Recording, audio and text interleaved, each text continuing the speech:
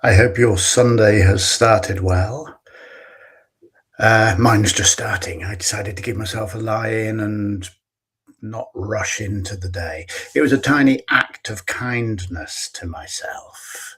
Instead of getting up and getting on with it, I decided to hang around and read and enjoy my coffee for a little bit longer than normal. It's funny because yesterday I both made a short video like this, and I wrote about how I was feeling a little lost, a little out of sorts. No big deal, no catastrophe, just feeling a little unsettled and yeah, lost is maybe the best word that I can use. And in the course of the day, I got a few just little messages or comments from people checking in, saying, "Hope you're doing okay." A couple of people saying, the work that you did with me years ago still resonates for me, made me feel useful. And I'm very grateful if you're one of the people who wrote to me. I'm extremely grateful to you for doing so. It makes a difference, you see. Something I've always tried to do was when I sense that maybe somebody is, even if they don't know it, looking for connection or somehow wanting to be in touch or struggling, just try to send a little hello and usually get no particular response. It's okay. It's not for the sake of saying, talk to me. It's for the sake of saying, there's someone reaching out to you. Just a little act of kindness. And that's what I do. I'm not saying it makes me important or clever. It's just what I've always tried to do. And yesterday, when a few people reached out to me, knowing that I was a little bit blue, uh, it reminded me of how important that is. A tiny act of kindness that can make all the difference to someone. And it made me think about how perhaps we should get better, or we could get better at showing those tiny acts of kindness to ourselves. You see, 4 years ago, I was starting to get chest pains. Never thought they were important enough to do anything about. Which, looking back on it, is really stupid because by the end, I would go for walks of, no longer than 3 or 4 minutes, then have to lie on the ground on my side, gasping for breath, feeling like I'd been kicked in the chest by a horse. But somehow I didn't think I would extend to myself the kindness of going to get it checked out. If I had gone to get it checked out, I might not have had a heart attack. Luckily, my lack of kindness to myself is something that I did live and learn from. Had I intervened much earlier, I could have saved myself and many others a great deal of pain and suffering.